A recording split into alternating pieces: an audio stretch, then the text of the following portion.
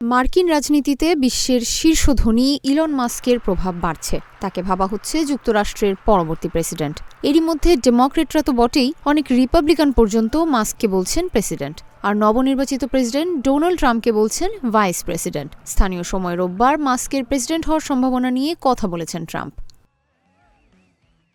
Double million offer Walton fridge কিনে পেতে পারেন 20 লক্ষ টাকা, রয়েছে কোটি কোটি টাকার নিশ্চিত উপহার। অ্যারিজোনায় এক সংবাদ সম্মেলনে ট্রাম্প বলেন, আমি আপনাকে বলতে পারি তিনি প্রেসিডেন্ট হচ্ছেন না। জানেন কেন তিনি পারবেন না? কারণ তার জন্ম হয়নি এই দেশে।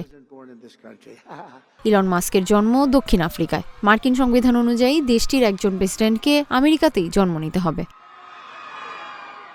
বার্তা সংস্থা এএফপি জানায়, সরকারি অর্থায়ন বিল নিয়ে যুক্তরাষ্ট্রে সদ্যই তৈরি হওয়া অচলাবস্থার পর সামাজিক যোগাযোগ মাধ্যম এক্সে ট্রেন্ড হয়েছে প্রেসিডেন্ট মাস্ক শব্দটি।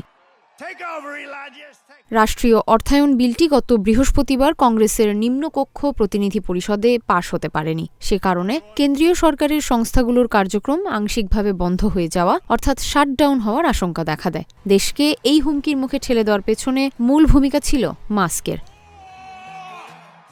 2025 সালের মার্চ পর্যন্ত জাতীয় সরকারের খরচ চালানোর জন্য রিপাবলিকান ও ডেমোক্রেটদের সম্মতিতে আনা ওই অন্তর্বর্তী বিলে বাগড়া দিয়েছিলেন ইলন মাস্ক। বিলটিতে খুবই ব্যয়বহুল ব্যবস্থা রাখা হয়েছে বলে সোশ্যাল মিডিয়া এক্সে প্রকাশ্যেই সমালোচনা করেছিলেন তিনি। বিলটি যাতে পাশ না হয় সেজন্য তিনি কংগ্রেস সদস্যদেরকে হুমকিও দিয়েছিলেন। হাউস এবং সিনেটের যে সদস্যরা বিলের পক্ষে ভোট দেবেন তাদেরকে পদ থেকে সরিয়ে দেওয়া হবে বলে মাস্ক হুমকি দেন।